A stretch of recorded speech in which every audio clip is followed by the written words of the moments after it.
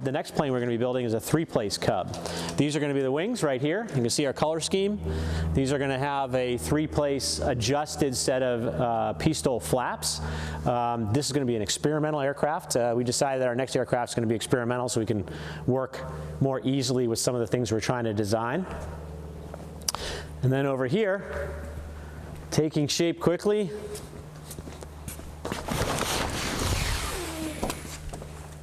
can you see that? Is the fuselage, which is going through final paint, and then we'll get its gray details, and then I'll do final assembly, where we're getting pretty excited about it. Now you can kind of look at it over this way too.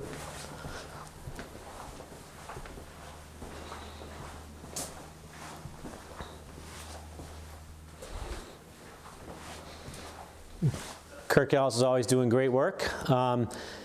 This three-place experimental, we've added sort of a Kavanaugh-style door to the back. We've added, this is going to be the ELT mount, and then this is going to be a rear sort of pusher door to push all your gear back forward. Other than that, pretty slimmed down.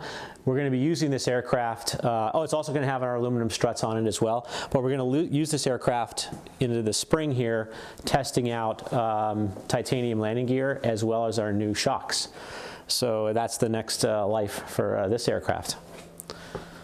And then hopefully we're going to be certifying the three-place Cub at some point. So you can see sort of a splooged out middle here in the back, where that makes it a three-place. It's our wide-body fuselage expanded back out. Here, I'll just show you quickly our newest Cub.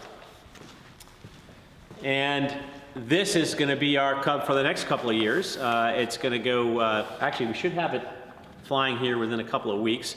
Right now we're just storing it here waiting for our pistol flaps to come from our factory. We're in the queue just like everybody else waiting for pistol flaps. So once those are on, we're going to put this thing back on its 35s and get it ready to fly. So this is a three-place Super Cub.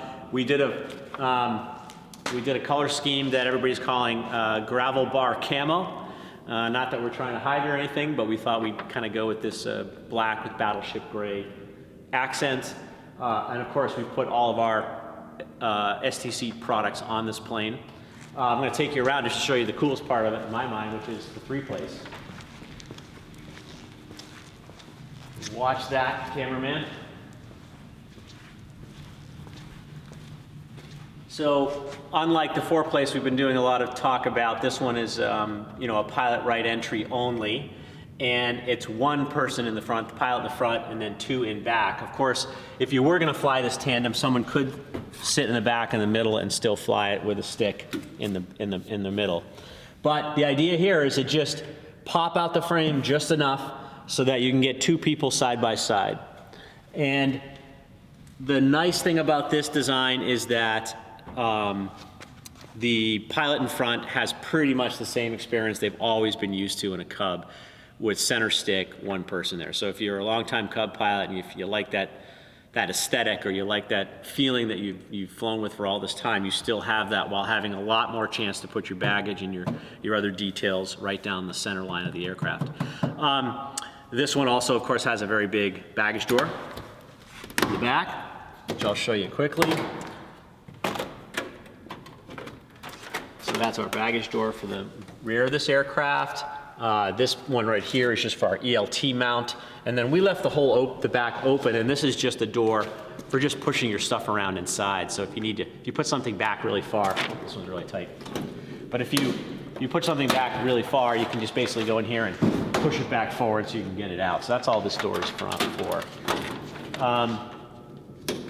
Couple things with this aircraft, people keep asking these things. This will take a wide body mounting kit belly pod, so that will still fit. So the profile down to the bottom of the aircraft is similar to a wide body Super Cub.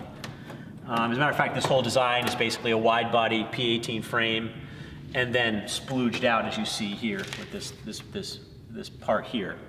The other thing though is this aircraft does not have float fittings on it.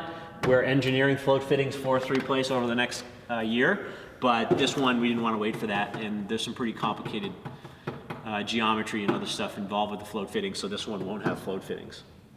And a pretty simple dash, right? So low profile, simple dash. So we look forward to flying this one. I'm hoping I can actually get it out for Spring Bear and run it through its paces. And oh, this is a 180 horse aircraft as well.